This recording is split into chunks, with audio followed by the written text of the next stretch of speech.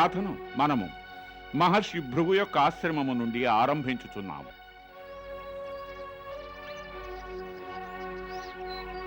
పూజనీయులైన ఋషివర్యులారా, నేను తమరిని ఒక ప్రశ్నను ప్రశ్నింపదలచినాను.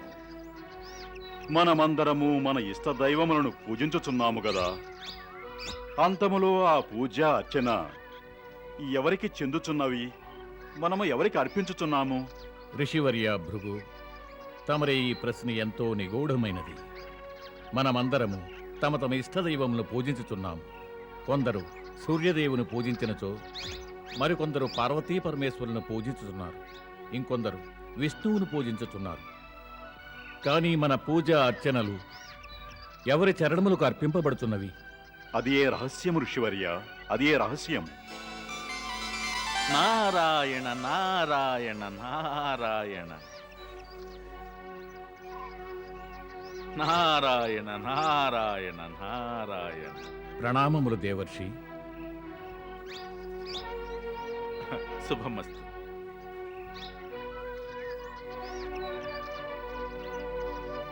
తమరికి స్వాగతము దేవర్షి నారద, తమరికి స్వాగతము. తమరు అత్యంత ఉచిత సమయంలోనే విచ్చేసినారు. తమరికి స్వాగతము. దేవర్షి, మేమందరము ఈ ప్రశ్నకు సమాధానము తెలుసుకున్నట్టు యత్నించుతున్నాము. తెలియను. మేము ఆ ప్రశ్నను ఆలకించినాము ఋషివర్య. ఆ ప్రశ్నకు సమాధానమునిచ్చుటకు తమను మించిన జ్ఞానులు మరి ఎవరున్నారు దేవర్షి? విచ్చేయండి, ఆసనమును స్వీకరించండి. ఆ రహస్యమును మాకు తెలిపి మా జ్ఞానమును పెంపొందించండి. విచ్చేయండి.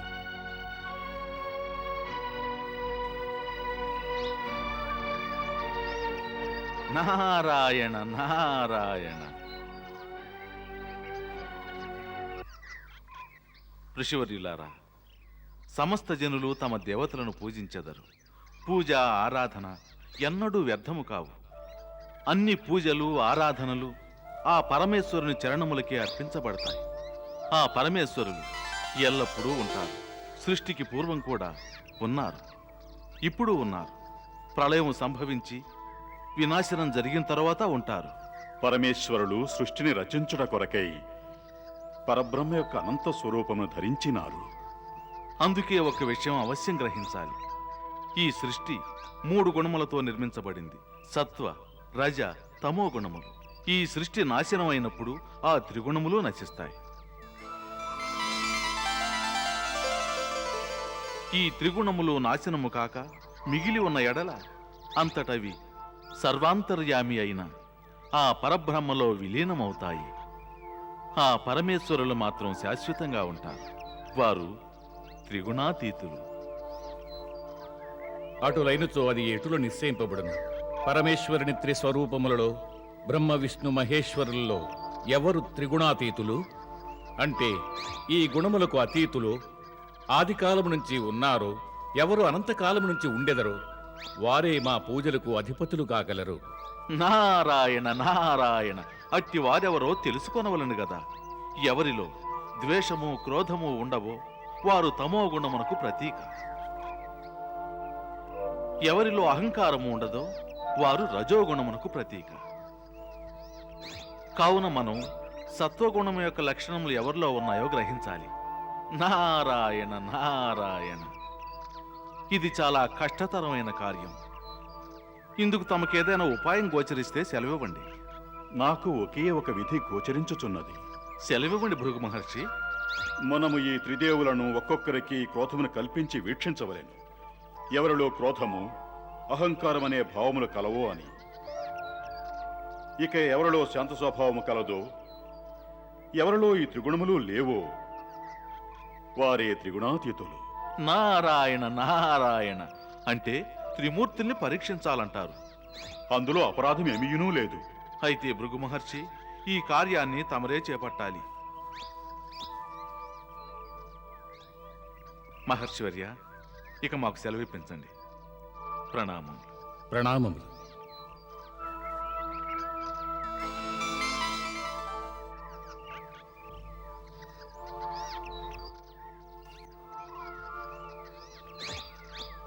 ఇక నేను త్రిదేవులను పరీక్షించి తీరవలెను. వినిపించడం లేదా? ఆపండి.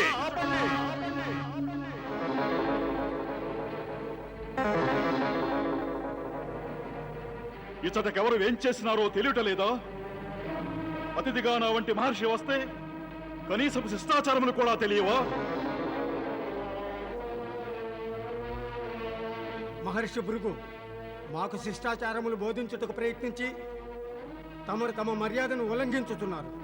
మర్యాదను తమరే ఉల్లంఘించినారు. అతిథిగా వచ్చిన మహర్షిని అలక్ష్యము చేసి గౌరవించుట మర్చినారు. చేసిన అగౌరవము చాలదన్నట్టు నేను శిష్టాచారం బోధించ ప్రయత్నించినానని నిందించుతున్నారు. భృగు!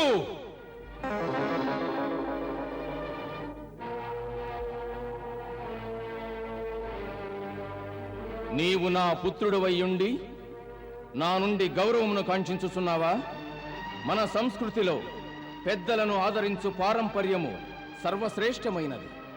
ముక్తిని కాంక్షించి ఎంత ఘోర తపమును ఆచరించినను, ఎంత మహాజ్ఞానము తపోబలమును ఆర్జించినను వారు తమ పితృదేవుని కంటే ఎన్నడూ శ్రేష్ఠులు కాలేరు.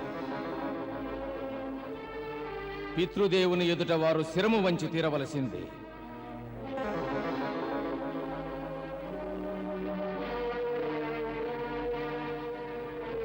ఇంత సుదీర్ఘమైన తపస్సనంతరము కూడా నీలో సహనము లేనిచో వెళ్ళుము, వెళ్ళి మరలా తపమాచరించుము, నీ మనస్సును అధీనము చేసుకునుము.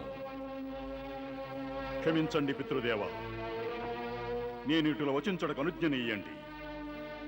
తమలోనే సహనము లేదు. తమరు క్రోధితులైనారు కదా.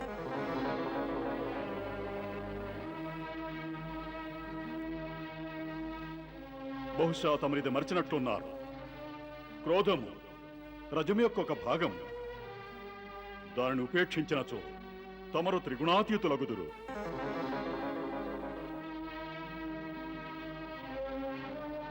కానీ తమరిని కలిసిన నాకు నిరాశ కలుగుచున్నది పితృదేవా, నిరాశ కలుగుచున్నది.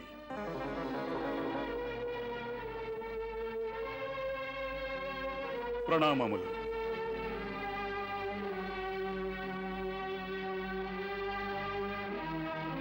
ప్రణామములు మాత.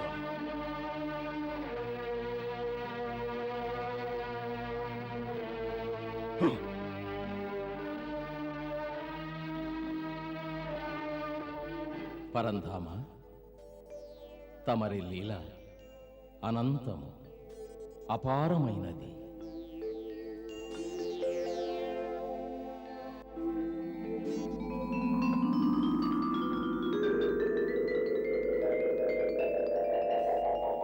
నారాయణ నారాయణ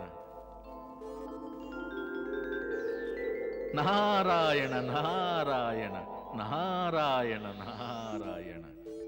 ప్రణామములు దేవర్షి. శుభమస్తు. చూస్తుంటే తమరు బ్రహ్మలోకం నుంచి విచ్చేస్తున్నట్టున్నారు. అవును దేవర్షి, పితృదేవులు బ్రహ్మదేవులను కలుసుకుని వచ్చుచున్నాను. నారాయణ నారాయణ అంటే పుత్రుడు తండ్రిని పరీక్షించాడు. అవునా? తమరు తమ తండ్రి గారి గురించి ఏమి నిర్ణయించుకున్నారు? ఏమి నిర్ణయం తీసుకున్నవాడిని దేవర్షి? నాకు వ్యథ కలుగుచున్నది. పితృదేవులు బ్రహ్మదేవులు ఇప్పటి వరకు తమ వికారములపై విజయం పొందలేదు. నారాయణ నారాయణ. మరిప్పుడు త్రిగుణాతీతుల్ని వెతకుచూ ఎటు వెళ్ళబోతున్నారు? దేవర్షి, నేను కైలాసమునకు వెడలుచున్నాను. మహాదేవులు శివశంకరులను దర్శించదను. తమ యొక్క ఆలోచన సక్రమంగా ఉంది. నారాయణ నారాయణ నారాయణ.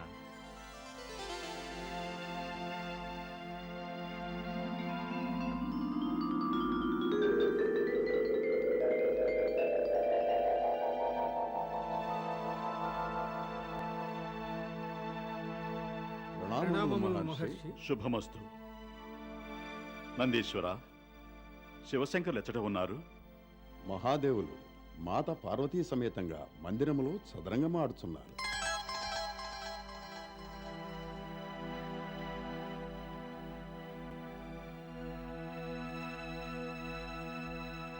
తమరు వెడలి వారితో వచించండి. భృగు మహర్షి ద్వారముచెంత వారి కొరకు నిరీక్షించుచున్నారని. వారి ఏకాంతమును భంగపరిచినచో కైలాసనాథుడు మాత పార్వతీ క్రోధితులవుదురు. అయినచో నేను వారి కొరకు నిరీక్షించచ్చు సమయం వ్యర్థం చేసుకున్న వలన వెళ్ళు నందేశ్వరా. క్షమించండి మహర్షి, మేము కైలాసనాథుడు మాత పార్వతుల సేవకులం. వారి ఆజ్ఞ లేకుండా మేము లోనికి అనుమతించలేము. అయినచో నేనే స్వయముగా వెడలేదాను. వలదు మహర్షి, వలదు. తమరిచ్చటి నుంచి అధిగమించరాదు. మహాదేవుల క్రోధమును ఆహ్వానించవలదు మహర్షి, ఆహ్వానించవలదు. నందీశ్వర, నీవు తక్షణమే నా మార్గము నుంచి వైదొలగనిచో నీవు నా క్రోధమును ఆహ్వానించినట్లుగా భావింపుము. నేను నిన్ను శపించదను. క్షమించండి మహర్షి, క్షమించండి. అడ్డు తొలగు.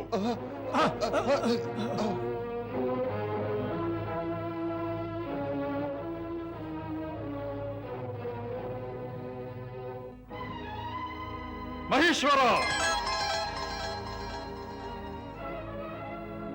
భృగు మహర్షి, ఏకాంత మందిరంలోనికి ఆజ్ఞ లేకుండా ఇలా ప్రవేశించుట క్రమశిక్షణాగునా?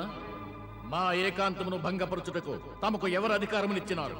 మహేశ్వర, తమరు హాలాహలమును స్వీకరించినప్పటి నుంచి ఆ హాలాహల ప్రభావము వలన తమరి స్వభావమే మారిపోయినది. భృగు, నీ మర్యాదను ఉల్లంఘించు దుస్సాహసము చేయవలదు. మహేశ్వర, తమరు దీనిని మరిచినట్లున్నారు. ఈ మర్యాదలు, ఈ నియమములు మా కొరకు కాదు. మా ఋషులకు సమస్త ద్వారములు సదా తెరిచియే ఉండును. కానీ తమరు తమ యొక్క ద్వారములను బంధించి మమ్ము అవమానించినారు. తమరి ఈ అపరాధమునకు మిమ్ము శపించుచున్నాము. మహర్షి, నీ మర్యాదను ఉల్లంఘించిన అహంకారి అయిన ఋషి నా గృహములో ప్రవేశించి నన్నే అవమానించావు. నన్ను శపించదనని వచించుచున్నావు. నీ ఈ అపరాధమునకు నేను నిన్ను శిక్షించదను, తక్షణము శిక్షించదను. భృగు, నా త్రినేత్రమును జ్వలింపజేసి నిన్ను భస్మము గావించదను.